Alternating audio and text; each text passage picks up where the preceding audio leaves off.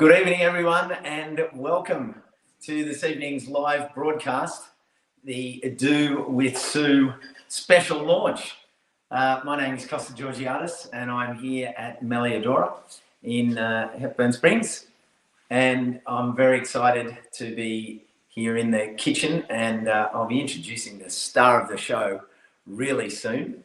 But to get started, apologies for the slight delay. We're sort of about 20 minutes late. We just had some technical issues trying to get the camera and microphones and computer, because I'll be here working the wheels of steel while Sue's working the benches of steel over there, sharing her stories. I'll be getting your comments up on the screen here. So you're sort of going to catch me head down, bum up, and Sue's going to be head down into the cooking. So it's going to be great fun. We're both here on Jara country, and we want to acknowledge elders past and present. And I suppose for me, really acknowledge that tonight is all about that practical connection to everything about harvest from the soil, harvest from the heart, and the connection with the soul.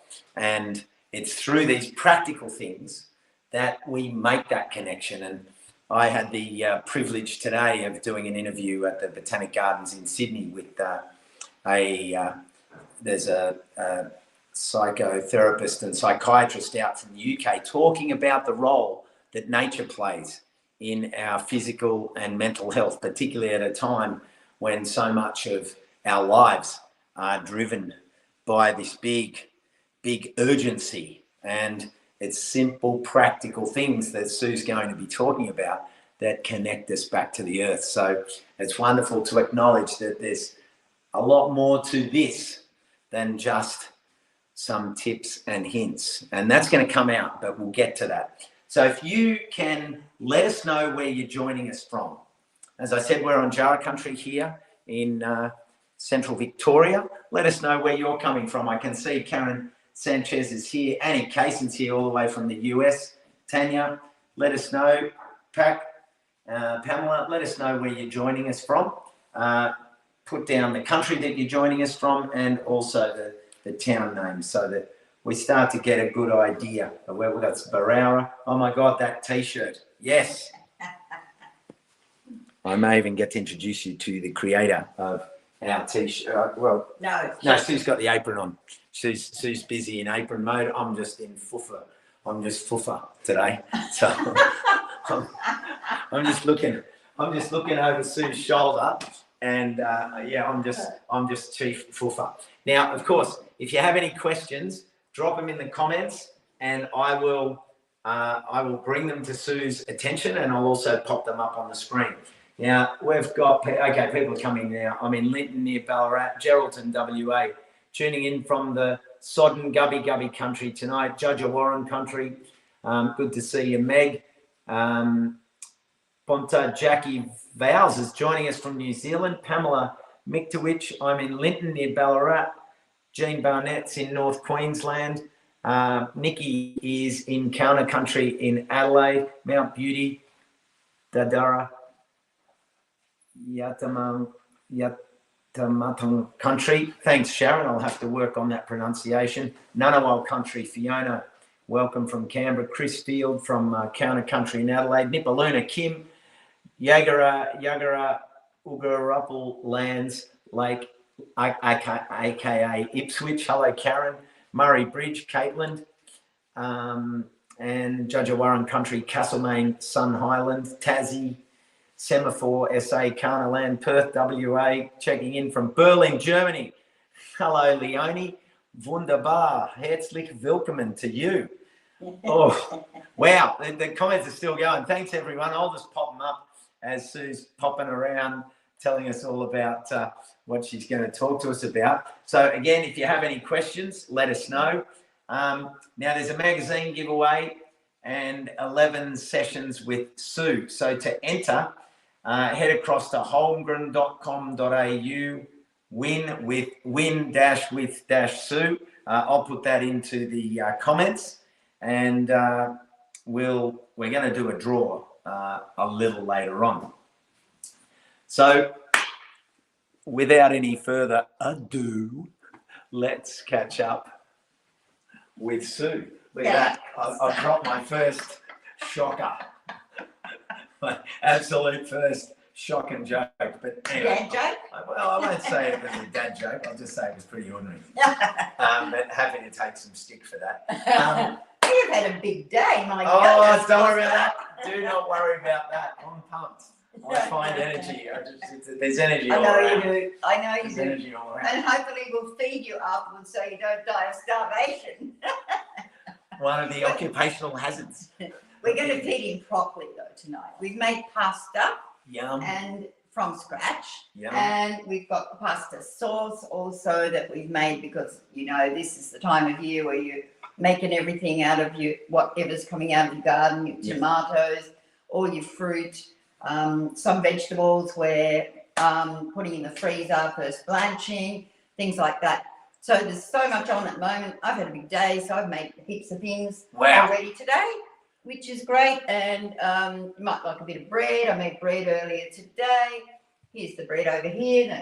We're jumping ahead. Look at this. If you're really hungry, you might like a bit of this. And I made a carrot dip that doesn't look fantastic, but it tastes great. I don't care how it looks. It's a purple-orange carrot, so it's a bit dark, so it's roasted first. I tell you what, I could get my guns.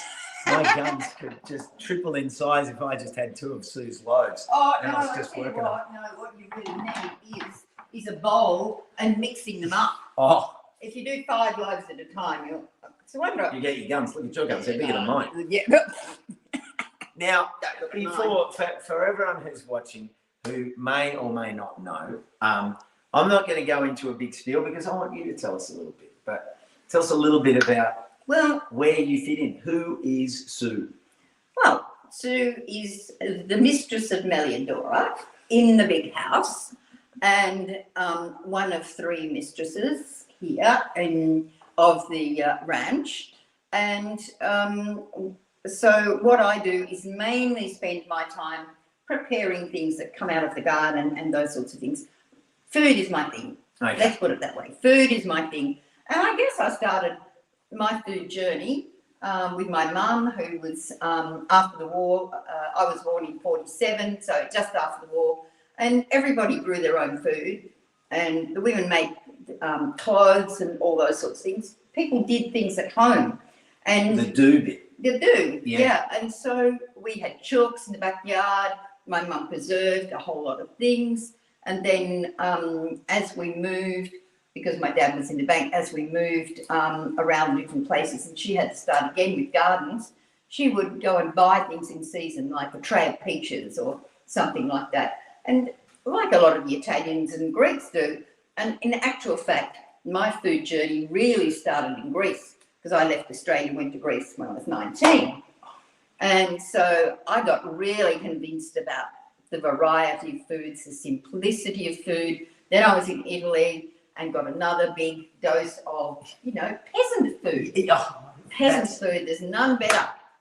That's it. And I mean, it's interesting, isn't it? That like that idea of peasant, in 2024, people think, peasant is poor. Yet everything that we need to do is bring back these simple day-to-day health-driven, real health-connected activities. So the women, and still do in a lot of the Asian cultures, they prepare food according to the needs, the health needs of the family.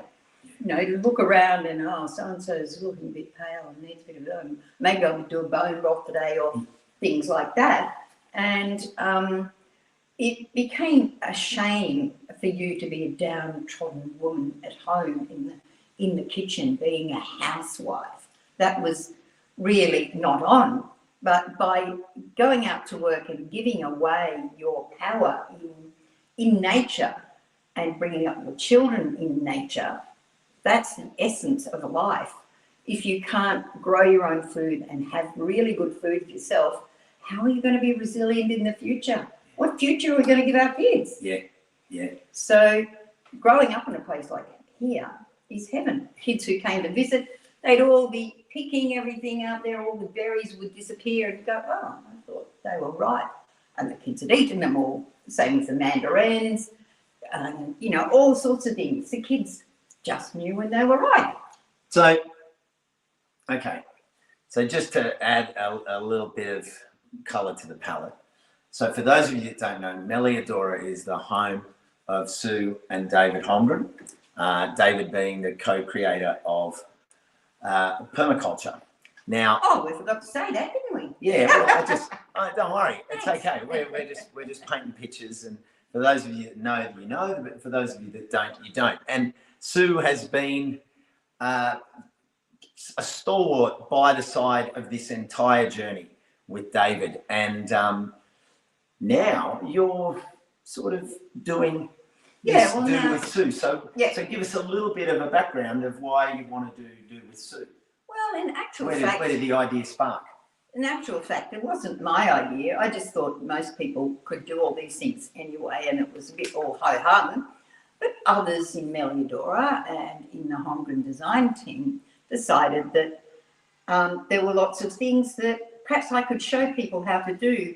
And because I've got a lot of things to do, I do things pretty simply. Unless it's simple, I don't do it. And so that's where the inspiration came from.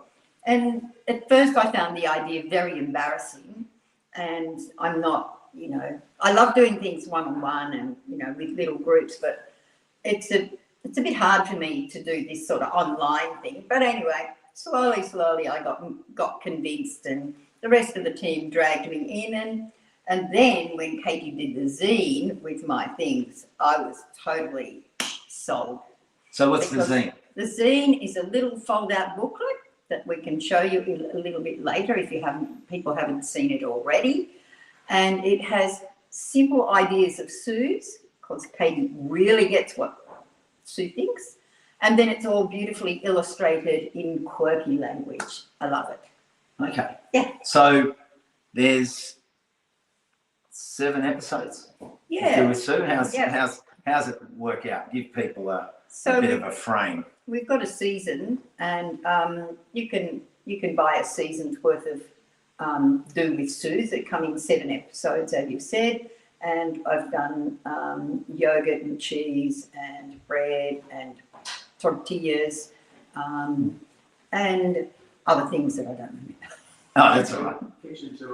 The kitchen tour, because the kitchen actually set up is important too for me. All right, so we're going to do a kitchen tour. So we can do a kitchen tour, yeah. All right. So very quickly, the kitchen for me is an important thing. First of all, over here we've got the cool cupboard. We only have a very small fridge underneath that bench there, and in place of it we have this cool cupboard which holds so many things, which is perfect for putting in things like eggs and cheese. It's my cheese cave. Cheese cave. There. I like that. Oh, I just got a generous whiff of a bit of blue or a burt, a good rotting burt. This is what Meg describes as very high on the funkometer. So it's perfect for that.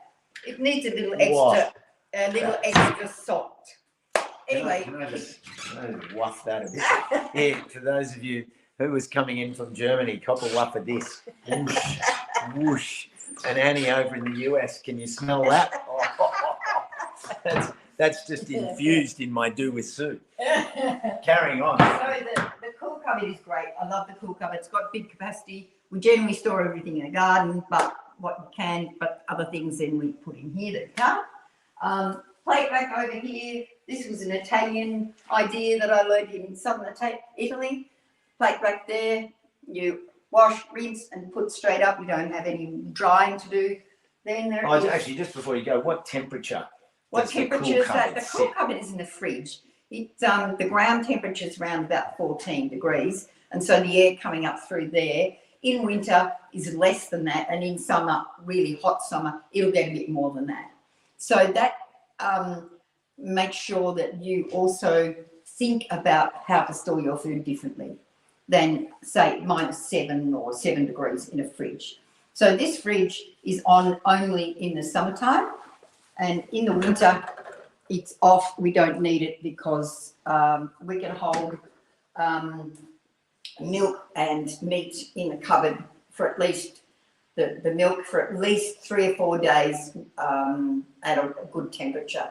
And then you'll make yogurt and cheese as well out of those things. So the cool cupboard is a nice combination with that tiny fridge. Yep. That's all we really need.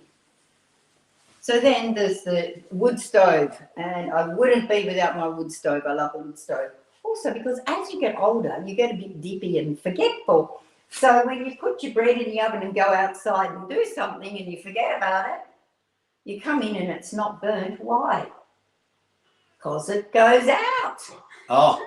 The wood burns away. So that's a big plus. And I love wood anyway, apart from that, because I think that gives us a lot of independence. You get your own wood, you know what wood it is, you know how dry it is, you know what you need for different items of cooking, because wood has different values of heat. Temperature values, yeah. Well, I suppose, you know, for some, you might be able to do like that, but for others, anything Sue's going to do, doesn't require that. You can do in a normal oven. Yeah, of course you can do that. But this is my kitchen and it works really well for me. And I guess that's the moral of the story. You need a kitchen that works well for you. You need a home-based lifestyle to use the wood stove. But if you're a more busy person, you can still adopt a lot of things that I do instead of using the wood stove. You can use your appliances, any appliances that you have for cooking. What else is there? Oh, the drying. Oh, I've done that. Oh, you did the drying rack? The bulk drawers. Oh, bulk drawers. Yeah. Wow. So here we've got the bulk grain, and this is spelt grain. That's what the pasta is made out of. Spelt grain that comes. Oh. This and the rye come from a farm not too far away. They're biodynamic. This is a biodynamic rice that comes from Casino, New South Wales. It's a dry land rice, which means it's not in an irrigation area where it's grown, which is a desirable place to grow rice rather than in somewhere that has to have an irrigated land. This is like Sue's. You know, I feel like I've just gone down to the bulk store. Yeah, and, you know, you just bring your bag and bring your own jar, and you've got it all there. A 20 litre and a 20 kilo bag will fit in these drawers. Not by design, but by good luck. Because now we're a bit weaker, we can't manage to lift 25 kilos or more. It's now 20 kilos, and that just fits perfectly in there. Yeah. Thank you. So, and there's more. This is the bread drawer. Yeah, that's where we store the bread. This one's a bit large to fit in there for the minute, but when we cut it, I'll push that back and it'll fit in there. I make fruit loaves as well, and other various things stored in these drawers. They're excellent. They're rodent-proof, but they're not weed-proof. Yep. The weevils can get in. Yep. So you need to store it under 12 degrees. One thing that you will notice, I'm not seeing very much plastic here. Plastic? No. Next to no plastic. No, I'm trying to do without plastic. Having said that, jars and things. Yeah, having said that, it's really hard not to use plastic. The simple reason that so many things just end up here. Yeah. I don't buy anything in plastic except the bulk things. I have 20 litre buckets that are plastic that various things come in. And so, but they are very good storage, long-lasting things. It's the single-use plastics that are the worst, of course, but they're not only. These heirloom? I got family? These. No, I got these. They got this that one's feel from my mum. This is from my mum, but these all come from your mum. op shops. Yeah, that's I've got lovely. A couple more over there from my mum. Oh, yeah, that's I've got. that. There's all the chickens. Other things that come from. These are yellow split peas. These are lentils. These all come from Burrum Biodynamics. Oh. Are the same as the grain. So you know, I get Santorini has some of the best lentils because it's all volcanic soil. Yeah. My auntie Nathan's, every time I went there, she'd say, if you go near Santorini, you got to come back, fill your bag with those lentils. So I just had a memory. I just sparked a memory. Great. The food memories are great from when you were a kid and you went to your and ate stuff and all that. I remember my grandmother that she used to have cows, and she would put a dish on the dresser overnight, and then you'd scoop off the cream in the morning to put on your porridge, and things like that. You really remember. Yeah. Now, the bread. So the bread is 100% spelt, and there is a session to show you how to make this bread. It has to be super simple, as I said, or otherwise I won't make it. So, yeah, I made that this morning, but you might think you might need an axe to cut it, do you? I don't know. It's very heavy. Do you? I don't know. Give it a go. Shall I? Why not? What do you reckon? Here we go. I'm under pressure. Can I do it? We've got a comment here. Reducing plastic is fine, as Sue said. It's the single use. Thanks, Kirsty. When I built the kitchen cabinets in Mum's, let me put this one up. When I built the kitchen cabinets in Mum's house, I put multi-drawers in for storage of food. Yeah, good on you, Giovanni. Love Sue's bread. Lizzie Smith. Wish I could meet her. Recollections of yesteryear. Beautiful. Okay, let's do a cut. Oh no, that's nice. Look at how it's holding the line. Now, is there any hole in the middle of it from overproving? Oh, Nearly. what's the brains trust reckon? I reckon that's pretty good. And I'll just do this. I like the crusty bottom. Yeah. The bread. Yes. Now, what was We always this used again? to call it the cooler. Can you walk with the cooler? Yeah. Yeah, cooler. Or the Dead golo. funny. Golo. in Greek. Yeah, golo is it? Golo. So what was this again? That's a carrot dip. Carrot dip. You don't need to be watching me eat, but suffice to say, it tastes great. So that's just got a lot of herbs in it. First of all, it was done in the oven. The carrots chopped up, put in the oven, and baked for a little while, and then blended up with some herbs and things, and voila, simple. Because I had a lot of seconds carrots, and so I thought I make a dip. Oh, I mean, that's the thing. Like when you're in an abundance, or you got something that needs to be used, it's so easy to make a dip and then extend it for the rest of the week. Yeah, and also you can freeze. You can freeze this too. Like I've got hummus in the freezer as well. In this size jar, I find really good. These are the Meredith cheese jars. What do you like about it? Just size and the ability to be able to scrape it out with your bread when you're finished, because that's the key to no waste. Lick your plate, lick your finger, And then it's clean. and then it's clean, and Ready then to wash and use it again. you wash and use it again. Right. Without having to have too much in the way of soap and detergents and all those things. That's true. Yeah. Can I ask you to come over? Let's have a look.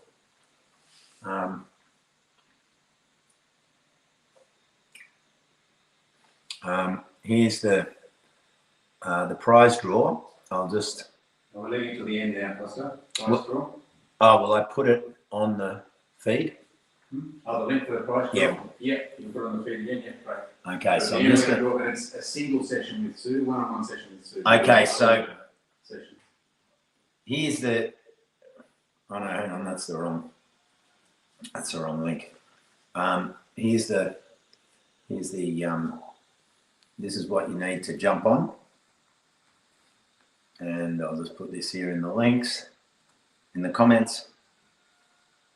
There you go. Jump on there, everyone, and you'll win a one-on-one session. So if you're on YouTube, if you're on Facebook, jump on. Okay, let's have a look here. Brett Tate, skills sharing is so important. Thank you for sharing the enjoyment of skilling. Yeah. Skilling is a great thing. And the best thing of all is kids are so enthusiastic. Don't give them Play-Doh. Give them a bowl of bread to mix up. They don't. Play-Doh's dumb for dumb people. Do you want your kid to be dumb?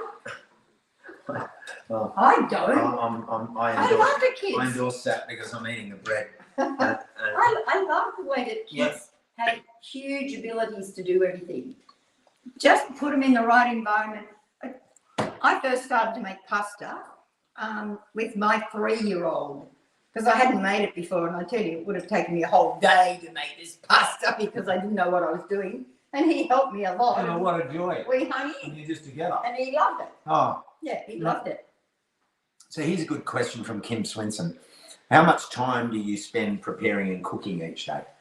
Well, it varies a lot. I suppose, It varies a lot. Like today I spent all day doing stuff because I wanted to have a few things for people to have a look at, and I needed to do things anyway. Like I had to prepare some things for the Ashram Permaculture Design course that's starting in a week, so I needed to prepare some cheese for that. We needed bread, so I made the bread today. I did pasta for dinner, so we can have pasta and sauce for dinner, so I made the sauce as well. So that's taken me, that would have taken me maybe, and I made the dip and various other things. That would have taken me about 5 hours, but generally I would do an hour and a half for each meal. David does breakfasts, and I do lunches and dinners, and he occasionally does those other ones as well. So I reckon it's always from scratch, unless I have such things as like hummus in the freezer. We'll get one of those out early in the day, and then that's part of what your lunch is. About an hour and a half for each meal. I would do. And then there's the harvesting, which mostly I don't do. Others do that, but it's really pleasurable to go down into the garden and do that harvesting and see where everything is at. Everyone's loving the bread. 100% wholemeal is doable, and if you're going to eat flour, you might as well eat the best. There's no point in getting that 000 flour that's just going to clog up your gut and give you no nutrition. And if you can, get yourself or with a friend a grain mill, and then you just keep the grain. The grain is integral. That's the grain mill over there. That's the grain mill over there. And so the grain will, because it's a whole thing, will keep very well for at least a year. We buy from the farmer. Generally, we'll buy 2 or 3 times a year because I have a food share. So that makes it worthwhile for the farmer to deliver here. They'll deliver to shops around the area, and they'll also deliver here. I take orders from people and I hand it on. That's my community service. So I just hand it on at the price I get it at. But people must buy a 10 or 20 kilo bag, a bulk as it comes. And that's community then. Yeah. Because you just share it out. You have 1 kilo, you have 5, someone else gets 8. And people say, I can't use that, although not anymore. In the beginning, people wanted little packets, not anymore. They're buying big bulk, they share with their sister, their mum, their aunt, and they do super well. So in that respect, we can organise big loads, and that's really good for the farmers. And it's great having direct contact with your farmer.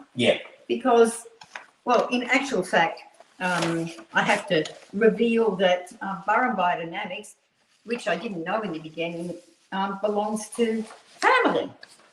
And I only discovered that about 4 years ago.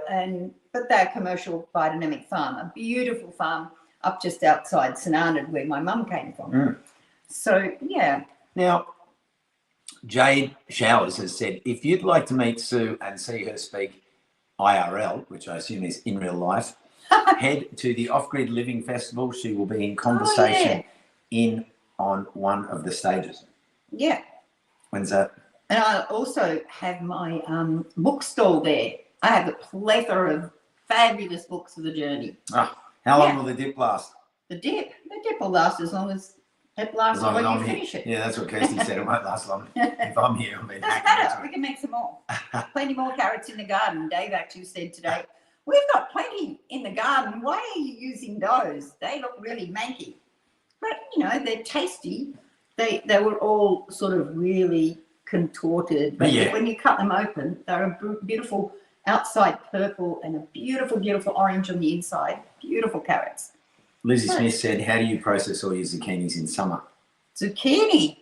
Oh, well, there's a saying in Dalesford, you've got to lock your car door when you go uptown in the summer, otherwise somebody will fill your car with zucchini. But you can use zucchini in many a way. And that's what you've got friends for too, that you swap recipes, and when you do, you know. You want to know a good one? Yeah. I saw it and I've done it. You actually slice them lengthways, like horizontally into, you know, a nice moderate layer. Put them in a sandwich press to char them and grill them, and then drop them in a container, glass container with olive oil, with a bit of garlic infused in it, and then you can store heaps of them and put them in your toasties for months and months and months. That's a great way of doing it. Nev Sweeney in Permaculture Sydney West, we have a Hawa's Billy 100 grain mill. Do you have any advice for storing citrus? Storing citrus. They store on the tree. Like we've got heaps of citrus still on the tree from last season, even though there's all the new little ones all coming on. But I tend not to store citrus, but you can dry them. They're very, very yummy dried. Yeah. You can also make obscenely beautiful preserves in cognac, for example. I have a friend who does that, but that's a little bit over top for Sue. This is known as the opposite to the House of Indulgence, which used to be where Dave's mum lived down the hill. Okay, yeah. This was a nice comment there from Eden Libby. Nothing beats growing and harvesting your own, buying local, cooking from scratch, and preserving to use over the coming months or years. Yeah, absolutely. First Sunday of the month, there's tours here. I love fried zucchini patties. What else? I like them just popped in the big pot, chopped in rings about that wide, with a bit of garlic in the bottom and a little bit of olive oil in the bottom, with basil and salt and pepper, and then sweated. And if you get them just at the right moment, they're not super soft, but they're quite buttery. Now, it's one of my favourites, but you can also chop them finely and marinate them in ginger and tamari. So you're eating them raw. We have them in cake. I love cake with rosemary. Goes really well. You use rosemary together with the zucchini grated in cake. Gosh, can't think of other ways. There are so many different ways. That's all. And barbecue. Of battered. Course. We've got a good comment here, Pamela. I agree. We've just started up a fruit and veggie and produce swap on a fortnightly basis in Linton. Great idea. Excess produce, everyone welcome. Great idea. I made 2 focaccias on the weekend with anchovies, peppers, cherries, tomatoes. One for me and the other for my neighbour. Good on you, Giovanni. You're a good fella. Yep, I've got a friend who says mine is the only bread she can eat. So I every few weeks I make her a big loaf and she puts it in the freezer and has a slice every second day. I reckon I could live off a slice of that for about a week. It's like it's got all the superpowers. It's got the oomph in it. Yeah. I love the group bulk buying idea. Yes, and price. Couldn't agree more. We did have a community supported agriculture CSA system, which was a box scheme that would get delivered here by a farmer, and that was when I started to do the bulk foods that I put out, the dry goods, when that would arrive once a week, and that worked super well for quite a few years, and then it just started to drop right off. And so I did a survey of the people, but feeling rather disappointed. And what's happened? Why don't you want a veggie box anymore? And they said, we grow most of these things now. Wow, that was great. Yeah. So he had to go and start going into Melbourne. He was going to Ballarat and then he started to go to Melbourne as well. Meg, yes, I do cook the zucchinis before. I do cook zucchinis before dehydrating. No. No, I don't tend to dry them. I haven't done dried zucchinis. I don't like them, but no. I found that they tended to be a bit tasteless the way I did them. But then, you know, you could have another go at that, and maybe there are lots of other things. I love them in like as a frittata base when you grate them all up. Oh, yeah. And mix them with lots of herbs and salt and pepper and do that instead of for those who are GF, then that's quite a nice substitute. Yeah. Meg was saying that you slice and dry and also stew and bottle. Yeah. I do all with those pears? things. Is that with pears? With pears and Someone apples. asked about pears and apples. Pears and apples. You can juice all those things as well. Yep. The grapes we juice, we dry those as well. I don't preserve them any other way. Like I don't bottle grapes. We eat a lot of grapes, but we do a lot of juice as well. But I'm erring on the side of doing more dried stuff. Yeah. Because I really like that. Even though most of the dried grapes are seedless ones. People don't like seed, but I kind of like the crunch. It's a bit of an inner gurney as well. Scrapes everything out. It's a whole food. So no problem. With a good seed. So the zine. Have we got the zine? oh, we do Where's have the the zine? zine. Are you coming in frame, Katie? I think so. Come Yeah, on. Wanna do that? Katie. Here's Katie. Katie is Miss Zine par excellence. Hey. Look at that. How wouldn't I be convinced of this? So, Katie, tell Yes. us a little bit about the zine and this wonderful graphics and work that you've done. Yeah, well, zines I'll are give you this. really. Oh, yeah, I've got to Do do that. that. Thanks. I feel like a zine is very Su Dennett because rather than a polished kind of coffee table magazine or a cookbook, a zine is like really subversive. It's handmade. It's from scratch. And the whole idea is that anyone can make a zine. You just need a pen and a paper and a photocopier. And I did hand draw this scene a lot of the time while sitting at the table here at Melliodora, listening to Sue, listening to Van Morrison, making pasta. So yeah, I wanted to capture the Sue-isms, all of the cool things that Sue does that hold the kind of culture here. So because the online course, the Do With Sue course, has Sue walking you through all the recipes, and you can get the recipes really from watching the course. I didn't want to just double up and make a recipe book. I actually wanted to explore and offer the Sue-isms that make Melliodora what it is and make your food what it is. And so I think you've done that very well. if we can just like demonstrate the concertina. So basically it can sit pretty on a table, which we really like as well because it's functional art. So you might put that on a coffee table, but someone might go, oh, what's edler, which is the blessing that we give before meals.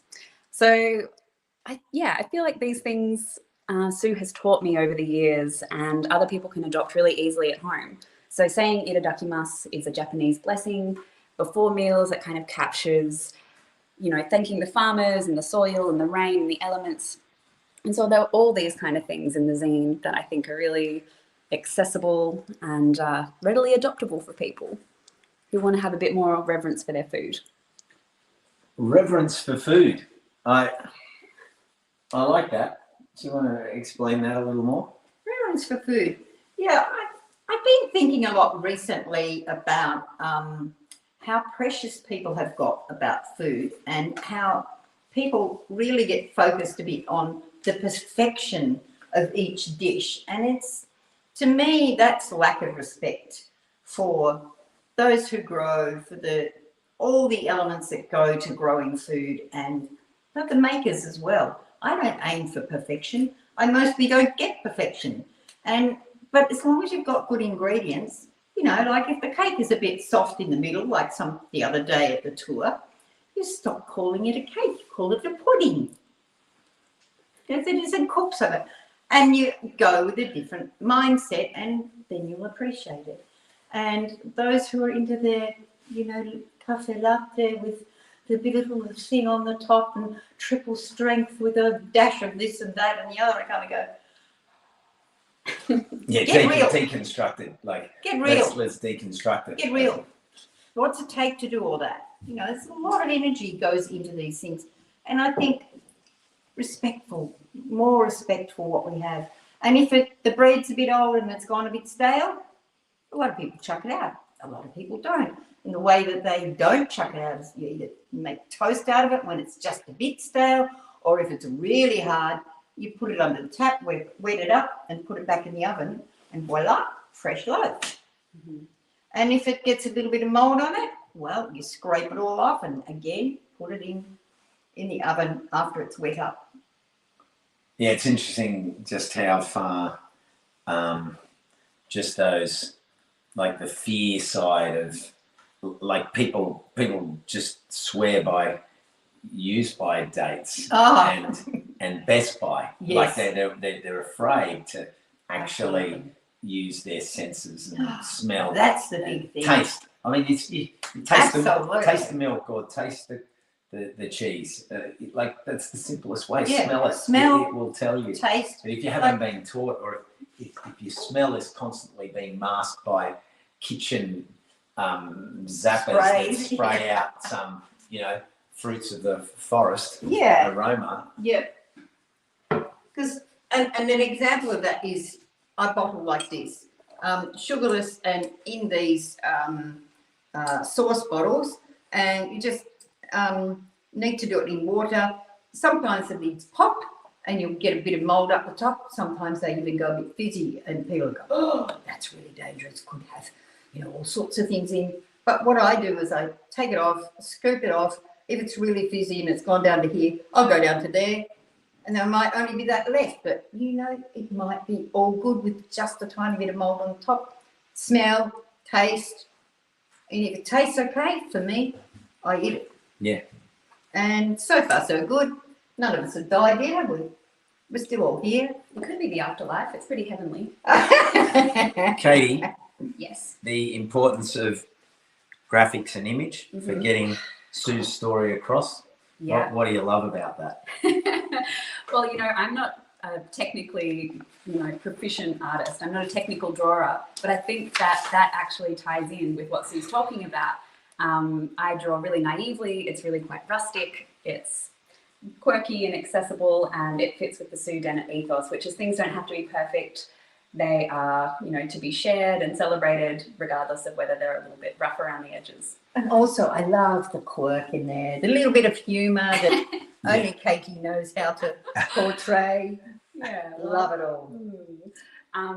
So I guess with the zine too, just so people know, it's $15. So zines have always been about sharing stories and not making a profit. They're about connecting directly, an artist to a person. So it's really low cost. It's a complement to the Do With Sue online series. It's a good conversation starter. You can add it to your Do With Sue order. What else? There's a cute little bookmark that's going to be coming out with every book order at the moment, which has the little graphics and Sue there looking like a badass. Yeah. Kerry Anderson said, and the love and reverence and intention that goes into the food prep is so important. Yeah, absolutely.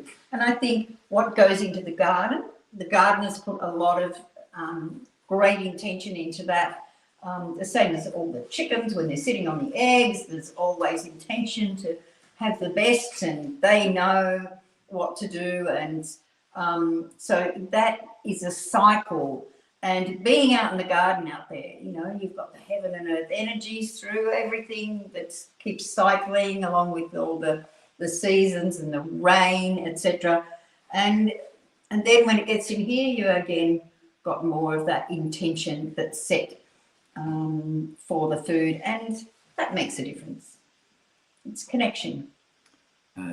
Kirsty loves your artwork, Katie. Thanks, Kirsty. Caitlin said, great thing to do is check out old wartime cookbooks to make do. Great information. Yeah, totally agree. The only thing I don't agree with that, like the Fowler's Bacola system, don't do the sugar that they tell you, and don't boil it for 6 hours. You've got nothing much left, really. And don't skin everything. Yeah. But there are so many good things from grandma. Go to your grandma's place, get her to teach you. Even I am looking forward to the day where we are all learning from each other and that books are superfluous. And I'm a But not bookseller. genes. I'm a bookseller.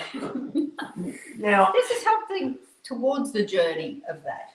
now, what else are you going to help tour us with before we sit down, Katie? I think we're going to sit down at some point. But what else are you showing us on the stove here that Oh, well, I'd like to I learn better about? put, if we're going to have the pasta soon, I better put the water on. Oh. The pasta sauce. Here I've got Hang on, pasta sauce coming up. Look at pasta this. sauce.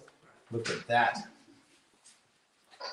So my pasta sauce is Yeah, what's in that? like people are, the trendy word is passata. I don't make passata because passata means sieved. So it's not sieved, because with passata you take out the seeds and take off the skin. I want a whole food and I'm too lazy to do that anyway. So I basically blend up my tomatoes before I put them in. And so basically this is just tomato. And then I've added in herbs at the end, herbs and salt at the end. And I always put my oils in where I can at the very last when you're serving. So you reduce it to whatever you want, and then you bottle it again, the same as you would this fruit, like this. Oh, In here, the there's same some way. herbs in that. Yeah, lots of basil. Basil, Heaps yeah. of basil. Oh, that's yum. And it'll be a little bit less potent when we put the pasta in. So I'll put that back on to warm it up, and I'll put the water back on for the pasta. Water. That's just water for the pasta. So the pasta's on the table, waiting to go into the water. Oh, look at this. And we'll do that soon.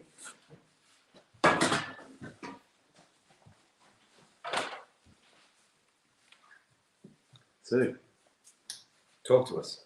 So this is, of course, the pasta from scratch, and it's 100% wholemeal flour, freshly ground.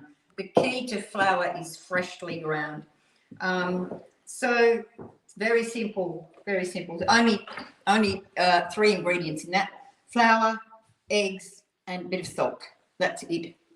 So you're kneading it all up, and then you're putting it through the pasta machine. Pasta machine isn't essential, but it's good fun. I've had this pasta machine for about 30 years. You never wash your pasta machine because it can go rusty. But so you're putting it through for the flat here, the flat sheet, and then eventually you will put it through either really fine for tagliatelle, which that is, or spaghetti, which this is. We don't have here tonight. We've got tagliatelle. Yeah, very simple to make. And we'll have that together with some fermented, that's the salad. That's a garden salad. And that's a good ferment of cabbage. So it's a sauerkraut. Yum. Yeah, and we'll also have some fermented, Smell fermented that. cucumbers. We are awash with cucumbers. Rich. Yum. So now everybody on the team is fermenting cucumbers. So it's mandatory to eat cucumbers fermented at every meal. So what's the trick? What do you do to ferment your cucumbers? Just like Just like gherkins? Yeah. Well, But you're talking bigger cucumbers, Lebanese Yeah, cucumbers, we're or normal cucumbers, or little baby cues, we have grown the Specific small ones pickling ones. for pickling, and that's the keeping ones. But we're sort of pickling in a different fashion the really big ones, because we can't get through them quick enough. So they're done in a slightly different way. So we'll have guests very soon, and the next round we'll do with Sue, and we'll do a lot of fermenting. Cool. I'll have some guests with me to Guest do that. fermenters. Guest fermenters who are really good at what they do Yeah. and have experimented a lot. Okay. So yeah. I'll just go back up here and see what comments have been coming through. Thanks for your comments, everyone. I would often sit and watch my babitcha cook all day, making pierogi, Polish dumplings. Yes. Precious memories which I share with my kiddos now. Absolutely love it. That's it. Like Well, that's the connection. You know, any kid that I have here, I had a really surly young girl, just become a teenager. She was really surly and she was not happy to be here. Her mum brought her here, but I got her involved and she just took over and did the whole lot. She just got a bit of direction and she started to get really into it and did the whole lot. And that it's really empowering to do your own thing, you know? Yeah. Cook your own food, get those ingredients. Lots of kids come to the bookstore and they will buy a book about weeds because they want to eat their weeds. Yeah. And that really surprised me because that book, the Weed Forager's Handbook, is an adult book, you know, but so many times over the last year, kids, you know, from 9 to sort of 12, will come, Mum, I want that book. Now, we're going to catch on a few comments here, Sue. People saying you're busy. Craig, we're all set. You're busy, Sue, not lazy. I love, Lizzie Smith said, I love how Sue thinks she's lazy. Maybe clever, but definitely not lazy. So they're giving you a bit of stick for that comment, which is great. Have you read Like Water for Chocolate? Kerry addresses this with great humour and also perfectly. It's true. It's really good. If we don't have a grandma here, can you be my grandma, Sue? Oh, sure. Come on, Kirsty. I've got grandkids overseas. I'm really bored with that whole concept. I want more kids here. I'm the one teaching my grandmother to preserve, Caitlin. Well, that's great too. It's all two-way street. Yeah, that's great too. Do you use recycled bottles and jars for preserving? Oh, absolutely. Exactly. Yep. But these ones are great. You know, I've actually put it out to our chat group to see if anybody had any spare ones of these. And on one hand, I was disappointed because hardly anybody had any. But on the other hand, I thought, well, maybe they're all preserving. And you can buy the lids of these to replace these lids.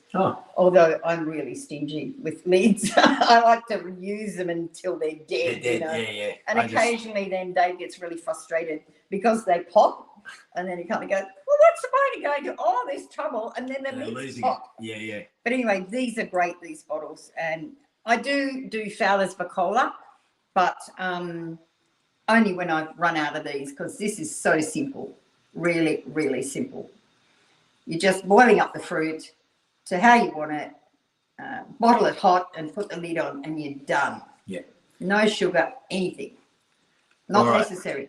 It's time for the prize draw. Prize draw, everybody. Yes. It's time for the prize draw. We're going to, Katie's going to come. Katie is going to be the prize drawer. Oh, excellent. We have a special computer op. So this is not some dud thing where I put my hand in and draw it out. It's actually this is beautiful. Wow, so pretty. So this is for the zine, is that right? So this is all the people who put their names in. Wow. Thank you. Look at the great art you made. Oh, we're going to do 2 zines. 2 zines. So I'll click it. Here we go. Whoa. It's spinning. Who is and the winner? Tanya Mottle. Tanya Congrats, Mottle. Tanya. Well done, Tanya Mottle. A zine for you. A zine for you. Someone else asked, where do you get the zines? Online On the or Holmgren store. Yeah, or at Sue's bookshop. Find Sue. I'll be at the Off-Grid Festival very soon. That's on the 6th and 7th, I think. Yeah. And the second draw, Again. Katie. Milk it out a bit, milk it out, stretch it, keep it spinning. Jenny Richardson. Jenny Richardson, second zine winner. Katie will work out. I will post them personally. Yeah. So Yes. how will people how will we do that? Get people's address. How do we follow them? We've got their email. Oh, we've got your email. So perfect. Oh, good. That'll be in the mail by the end of the week. Elizabeth Rogers said, one of my students who doesn't really engage loves the weed book. I asked Costa about starting a little edible weed garden. Yes, And there is the schools version, the children's version that Adam Yeah. and Adam and Annie have done as well. Zine's available here. Catherine Hall, thank you for putting that. Hi to all at Narara Eco Village up there on the Central Coast. Well done, Narara Eco Village. Now, next up, we are going to get a sneak peek of the Do With Sue portal. So, out of nowhere, the computer is going to emerge. This is Osti, everyone. Hi, Osti. Everyone. Osti's been busy. So take us through talk us through it here. I'll give you the mic. All right. So, as Sue said, there's 7 episodes, and for each episode you get a video. Play a little book. We won't play that because it'll take a little while to count down. Oops, looks like it's stuck counting down. You get a Q&A section. You get the bits and bobs.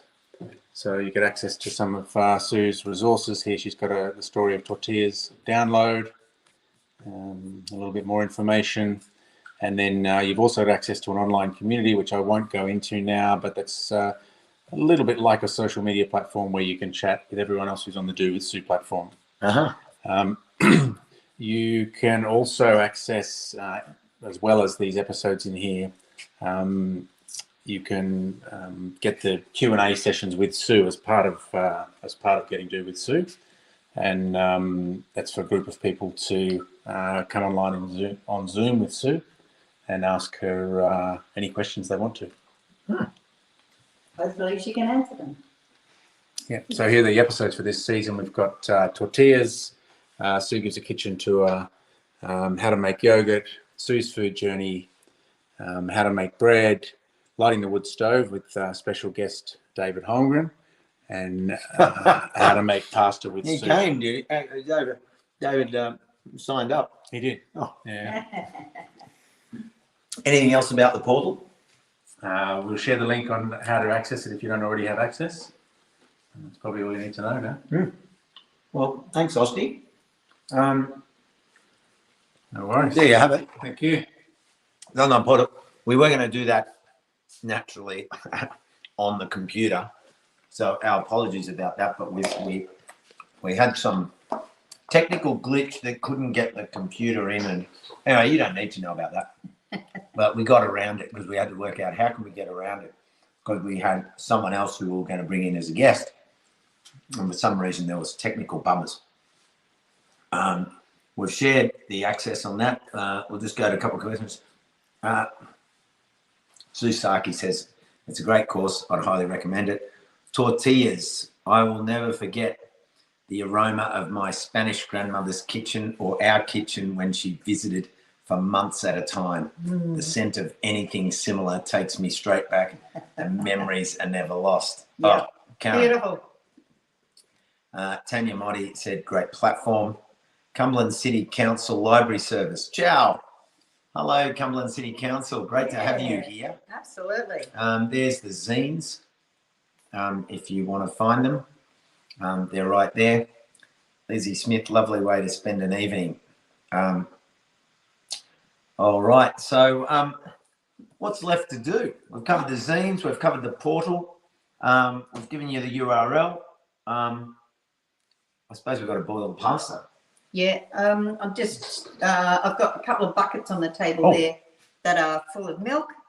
Oh, yeah, and then we've got a guest. We've got a secret guest interview as well.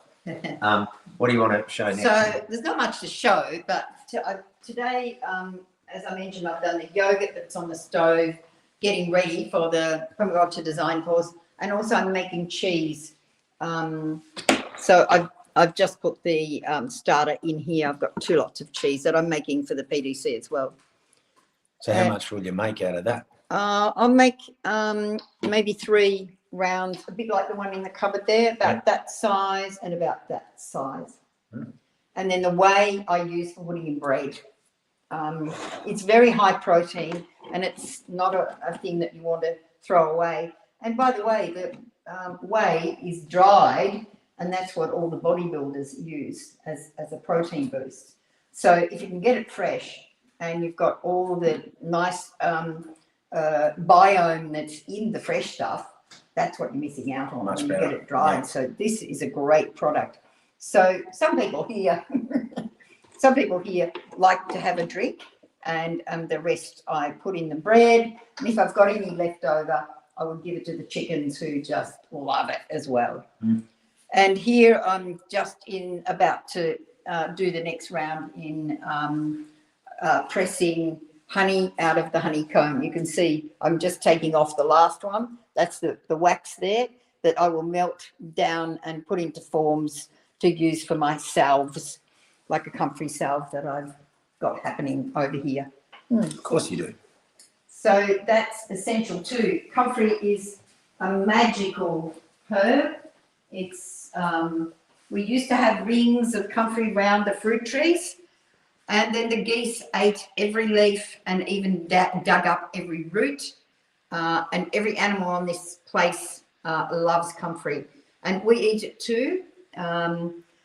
We have it very often on barbecue, just battered, and the leaves straight on the barbecue, together with the zucchini, which is one of our favourite things on the barbie. So its common name is knit bone, and that's what it's good for. The salve is excellent for that. So I've got oil over here with comfrey root in it. This is the oil, extra virgin olive oil with comfrey root chopped up, a bit of leaf as well, and stem. Leave it in there for 6 weeks, and then you make your salve with beeswax acetate. And I'll explain that another time as well. Now, there's a little section here where I've been asked to have a chat with a special guest who I believe is in the house. Actually, he's so in the house, he lives in the house. What do you mean? I built it. Oh, you built With some help. So, David Holmgren, good evening. Lovely to see you. Look at you. You're got the same. You're part of the cheer squad as well. Too, definitely cheer squad. Been cheer squad since 1982. Now, yeah, 1982. That's it. I used to be the cheer squad. Now it's my turn. 40 years or more, you've had the limelight in terms of permaculture, and now tonight, the launch of, a whole new sort of sidestep. Well, it's not even a sidestep. I would go so far as to say, Sue's been. Sue's been doing it one-to-one with people all the time, and this is an opportunity for her. Oh, hang on, I've got to give you this. Oh, right. Yeah, thanks. You just When you're mine. Yeah, this is an opportunity for her to work in that way that she does best, and so it is like one-to-one. But always on permaculture design courses, she's talked about food to people, and on the tours here. Sometimes, in fact, we're sort of battling to the last tour here. We had great fun. Yeah. She's outshining me. Words, and I think she says less ums and ahs than I do, actually. Yeah. Do you think? Yeah, Amazing. that was really good. Put that to the brains trust out there, and see what they think. What do you like about this iteration of education? Well, it distills just a lot of the things that have been refined in this household, and of course building on Sue's journey from over the decades, and that distillation of how to do things simply and effectively, and it all being part of an ecosystem. Now that means sometimes people go, oh, well, I don't have that, or, but it's a matter of working out that whole ecosystem of your kitchen, your household, the garden, all of the relationships to your community food system, and rebuilding that household economy, which is, the big focus of my retro suburbia work, that once we had all these things that we did and they're part of the real economy, well, this is the real economy. And yeah, there's a lot of fun and freedom in it. But there's also those elements of efficiency, of, okay, how to get it better, more reliable, less work involved, but getting that productivity out, but doing it when you're your own boss, when you've got all the things where you don't need to deal with all the bureaucracy and the box ticking and the occupational health and safety, because it's the household economy where everything is regulated by love and reciprocity. That is the regulatory system. It doesn't need all that other stuff that is arguably necessary out in the monetary economy, which, if unconstrained as capitalism, ends up as some sort of form of economic warfare. So you need all that regulatory controls, whereas here there's that freedom. And that's what the kickstarting that rebuilding of the household and community non-monetary economy is also one of the key things environmentally, because it's so much more efficient. I actually did a greenhouse gas emissions analysis of one of Sue's bottles of fruit. And I was able to do it because SPC had a project they did about 20 years ago, analysing the full chain for a can of peaches from farm to shop. And they had all the line items, and I was able to put, okay, what's the transport from the farm? Oh, it's me carrying the boxes of fruit or something in a wheelbarrow. What's the bottle? Oh, how long does the bottle last? Oh, we said 15 years and maybe 3 years for a top. Oh, there's Sue's label. What's the label? Oh, there isn't a cardboard box. Oh, but it goes in the cellar and then comes back out here. I worked it out, it was about less than 10% of the greenhouse gas emissions of the commercially produced. Now, the two big items were they reduced their greenhouse gas emissions by shifting from coal-fired electricity to natural gas to do all their food processing, because that's the big item. And this wood stove, I just treated as carbon neutral, even though some of the wood is net sequestration in that it's new trees we've grown.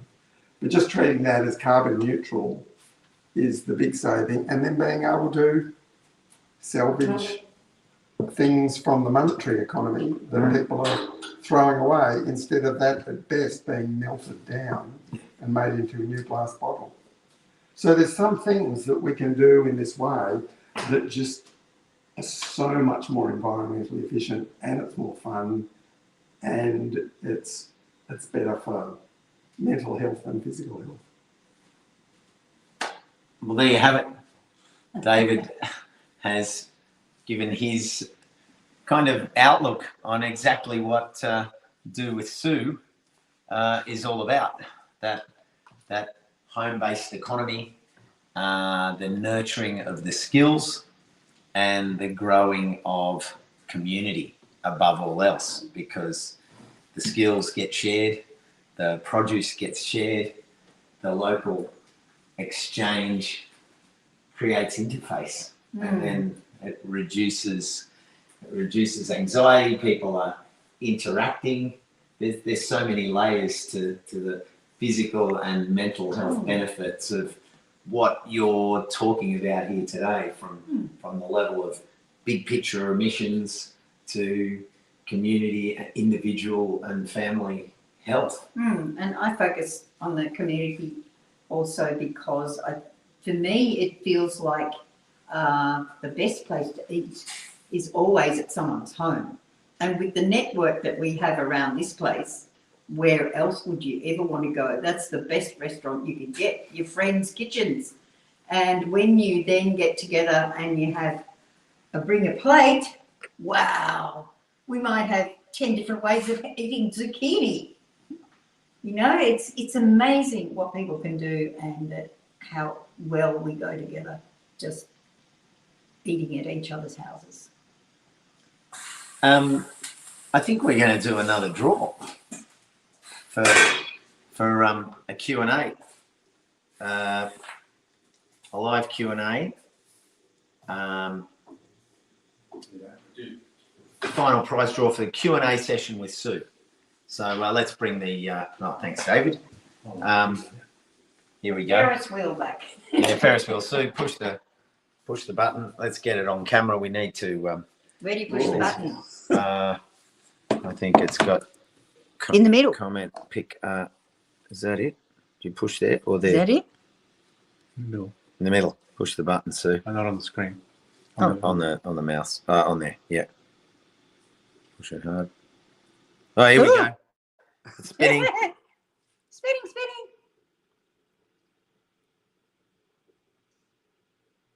Who am I going to be talking to? Catherine. Joe Stanford. Oh. Is that? Can you have a closer look? We've gone to the video ref on that. Oh, we might have two. It's right in the middle. There you go. I think that's Yeah. bang. Draw. They both get to come. Well, Yeah. I said Catherine, and Oski said Joe. Catherine we can't- Hamilton and we Joe can't- Stanford. We can't split it. That's right on the line. What a treat. There you go. We've got I'll two have the two Q&As of you. there. I Is hope that me? the two of you together. Yes, Catherine Hamilton. You are the winner of that one. Well done. That's fantastic. All right, I like that. Would regain your power back from the supermarkets and the commodified food system. Yes. Couldn't agree more, Kirsty Yes. Bishop Fox. Indeed. Nice indeed. Now, Sue, before we wrap up, give us an update on the food. What's happening? Where's the pasta? Is it going Where's the in? pasta? Oh, I better put it in. Yeah, let's have a look. Let's watch Let's this. go. Joe Stanford says, "Yay."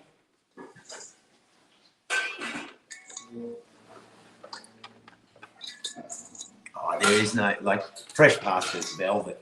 Fresh pasta's great.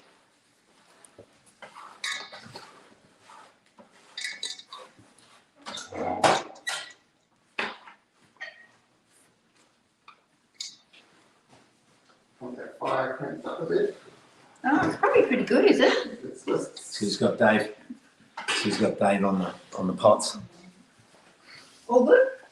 There's more there, isn't there? Yeah, it's a little bit I'll just see if there's any It's other what? questions while Shall I get you look at Sue. Yeah, get a few sticks. We need a smellometer. We need a smellometer, Wayne says. Wayne Broughton.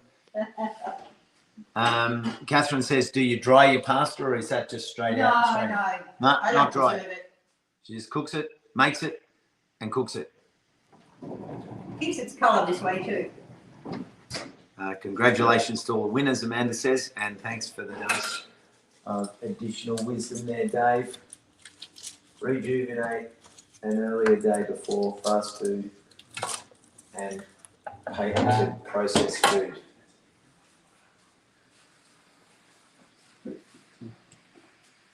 Could I be a double winner tonight?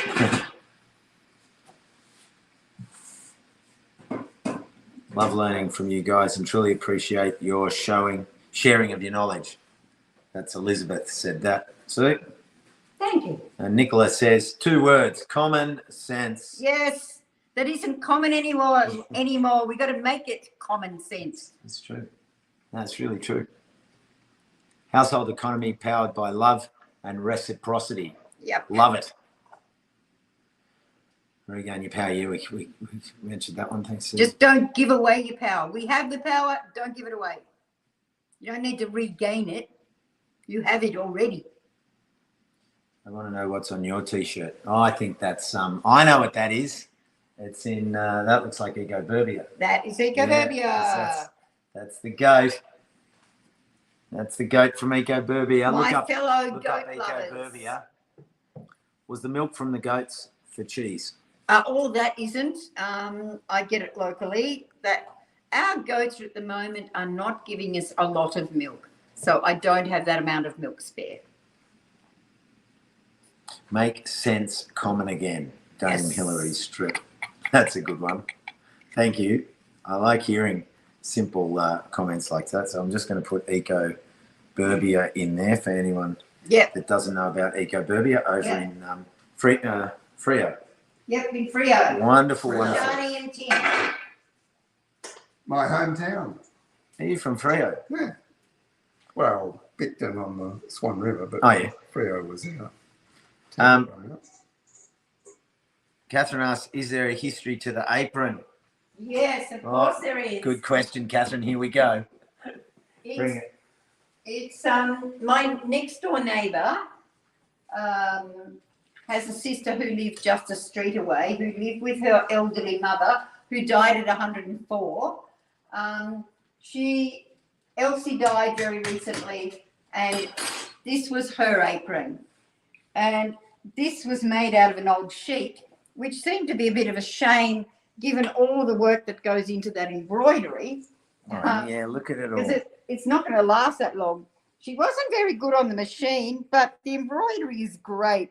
So every time I wear it, every time I wear it, I think of Elsie. Oh, I love that. My lovely neighbour next door was her husband died first, and he was like a grandfather to Oliver, our son, and she also was like granny to him.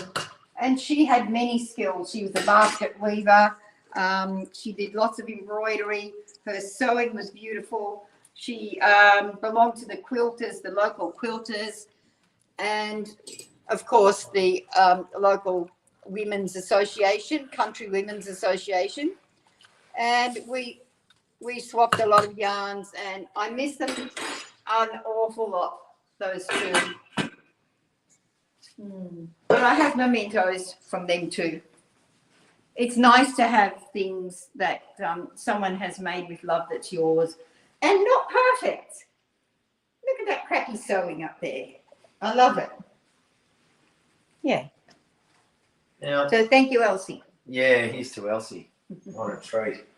You almost want to splash a bit of sauce on it. Oh, well, we've got it. It's all grubby because I've been working in it all day. Look.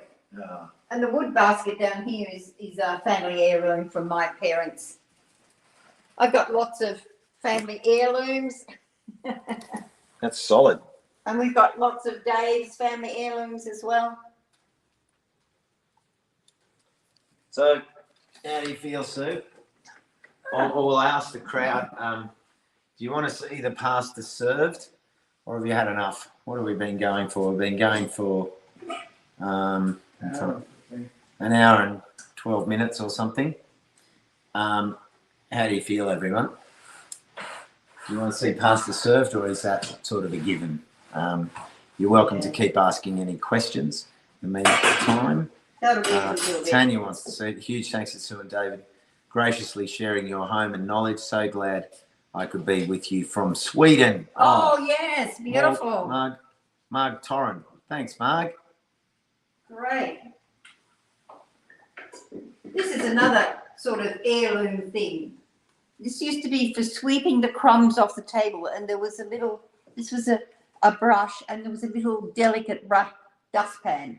I don't have that, but I do use this for sweeping all the flour, the excess flour, off the table and into my jug, that then I can use that flour to put in the next round of bread. Voila, all clean. Kate Rose said, about to eat our homemade lasagna. Yay. Good night. Thanks for the show. Thanks, Emma. Say hello to Rob and enjoy your pasta. Sammy Cotter down in Geelong. Hello, Sammy. Lovely to see you. Relax and enjoy your meal. Lovely night. Yes, I'd love to see the pasta served. Such a beautiful evening. Okay, so what we'll do is we'll just go through to the pasta served, and then you don't need to see me. You don't need to see me eat pasta. Could get a bit messy. Thank you, Apple Blossom. Lovely to have you here. Goodness sake. Hope I'm able to get to Melliodora and meet and learn from you soon. Thanks, Sue and David, for welcoming us into your kitchen. Our Lots pleasure. of love. Yes, thank you all so much. This has been a great night. Love it. Thanks, guys. Nev Sweeney, Permaculture Sydney West. Thanks all. I'm sure you'd like to sign off and enjoy your meal. Claire Bickle. Love late to the party, but how brilliant. Bravo team do with Sue. Regards to next week. No, go and enjoy your food. Sammy Talbot, many thanks for a lovely evening. I want to see you eat pasta Costa. You may not be able to unsee that. It could change the way you appreciate pasta, or no longer appreciate it when you see it painted all over me. No, I'm pretty good. Can get the old twirl straight in. No mess. We're really enjoying the live. Thanks, all three of you. Penny Isley, we feel like we're in your kitchen there. Wilbur and I send hugs to you all the way from Alice Springs. Wow, we've had people all over. Bet the shirt won't stay white, Stephen McKnight. No, I Daniel specialise McKnight in in making China. white shirts grey. I can do it in a half an hour. Orange Edible Garden Trail.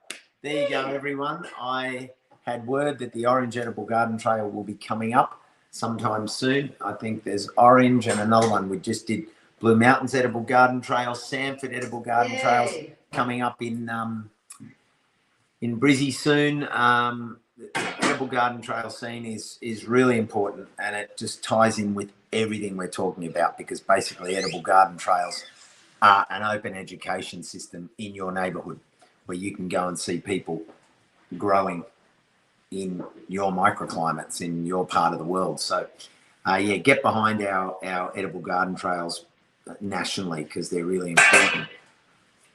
It'd be like Pro Heart, Costa and Pasta. Yeah. On the shirt. Instead of Mr. Knight, you'll be like, Costa, what are you doing? And if anybody's in Jarrah country, they might like to come to the Hepburn Sustainable Day next Saturday up in Victoria Park. Oh. All day. Yep. We'll be there.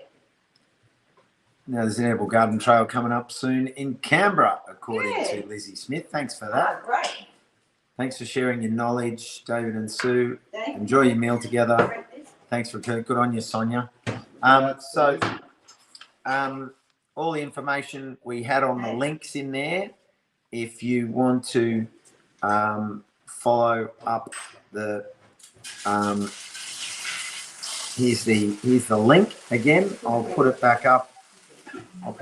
In the chat, but I know that quite a few people have shared it. But if you want to follow up on everything that we've been talking about tonight, there's the link, and that will take you straight there. holmgren.com.au/do with Sue.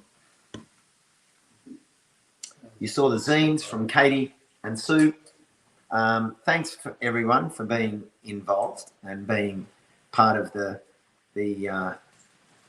launch, the official launch. Leonie says guten appetit.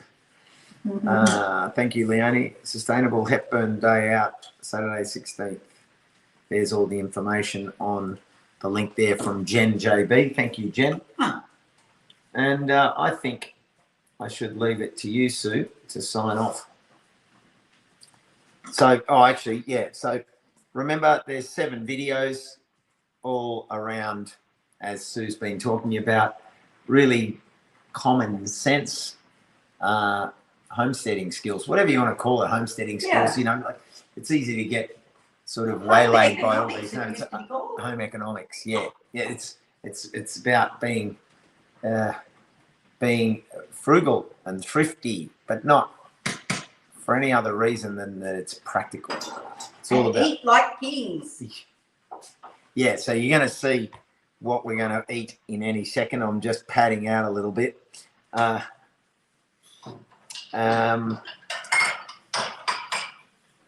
That's pretty much...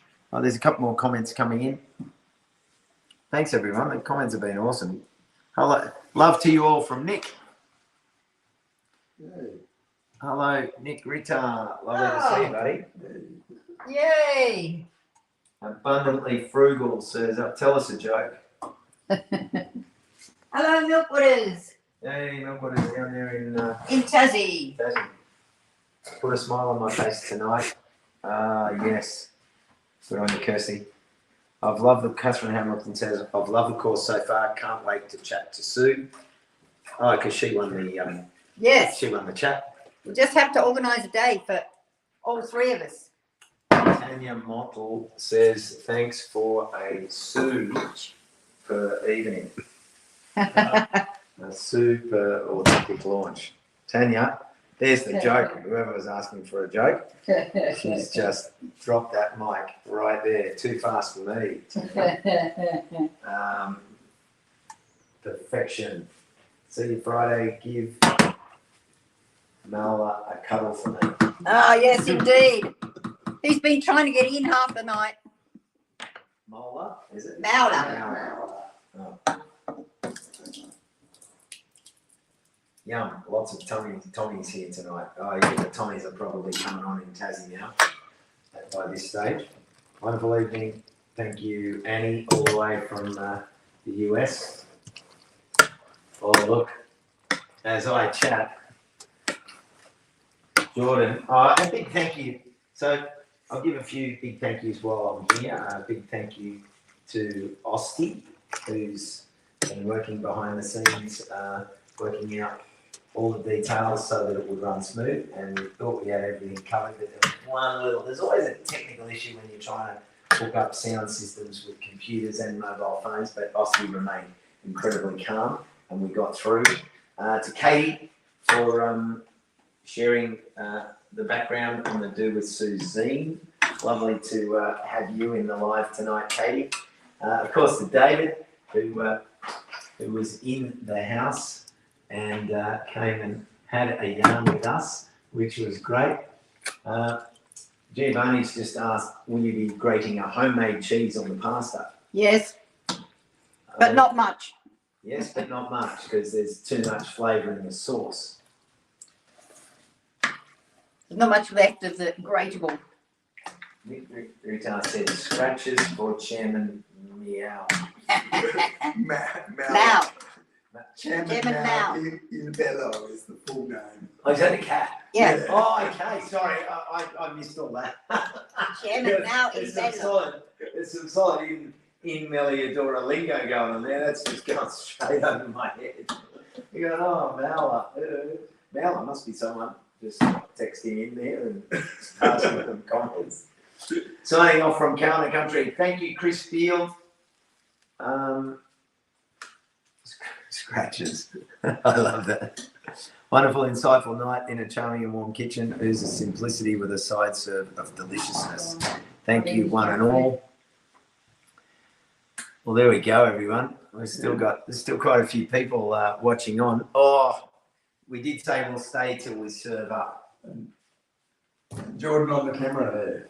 and Jordan, I was that and was Costa. no, yeah, Jordan. You can't see Jordan. Jordan, turn the camera around for a second. He's just giving a thumbs up. And of course, finally, Sue's going to plate up a pasta so we can see how good it looks in a bowl. Still got a few new comments coming in. Delish, yum. Nick, yum, yum, yum, yum, yum. Yum, yum, yum, yum, yum. Looks so good, says Catherine Hall. Enjoy. Thanks, Tanya. See you, Pamela. Thanks for staying on for so long. Thanks, everyone, for hanging in there. Thanks also to Catherine and Meg for tonight. Catherine and Meg for their work behind the scenes.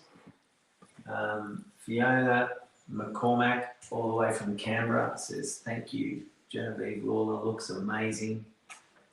The good news is that I'm over here on the computer, but Jordan is catching. Oh, look, he's got a nice wide shot going on at the moment. See, David's already lined up with a whole pasta. Enjoy your dinner. Thank you. Come on, Osti. This is an Italian or even a Spanish hour for eating. Yes.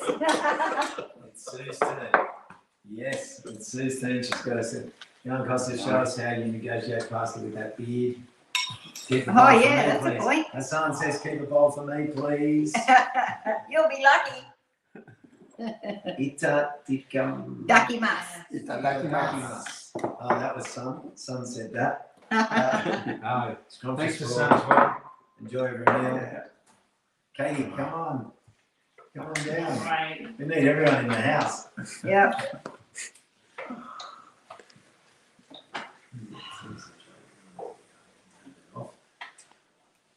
This is an obscene hour to eat. The Chinese say you shouldn't eat after 8 o'clock ever. Lucky they're not here. Lucky It's they're 8 not here. o'clock. No, it's not 8 o'clock because Sarah, who was over from Perth, it's only 9, 8, so it's 6:52 in Perth. So it's a perfectly good time to have Oh, dinner. that's a good time to eat. Yeah, 6:52 before 7. Yeah. Who's Perfect holding the time. camera? That's Jordan. Jordan's done a great job. Films. Samantha, international audits. So Jordan has done a great job, and I don't know how he's not broken into a cramp after holding it. But fortunately, I gave him my sort of frame, which makes it a lot easier than holding just a phone. He had it on its tripod for a little while. You don't It's actually not Nice. 8 o'clock because it's Greek time, of course. All right. And, Come on, Costa, you're going to get All right, over so- there and go eat. Can we have a quick look? Can you bid everyone farewell? Yeah, good night, Oh, everybody. actually, no. We've got to go. We've got to We've look got at to Jordan. look over to Jordan. I was steering you the wrong way. Oh, this. Oh, Yeah, it's flawed. that's rich. Wow, that's beautiful. That is so good. So, Sue, sign off. You're doing the sign off. I'm doing the You've sign done off. an amazing job. It's been fantastic to be part of It's the launch. Yeah, it's been really fun. I really enjoyed it. And I always love it when Costa comes. And I'm very happy that he's going to be eating my pasta tonight. Yum. The last time he was here, he was so tired. He didn't have time to eat anything. Okay. So there you go, everyone. Good night and thank you. Thanks to everybody coming. Yeah. It was great to see you all. Alrighty. See you later. Bye. And I'll Bye. see some of you soon. Yeah. Good night. Good night, all.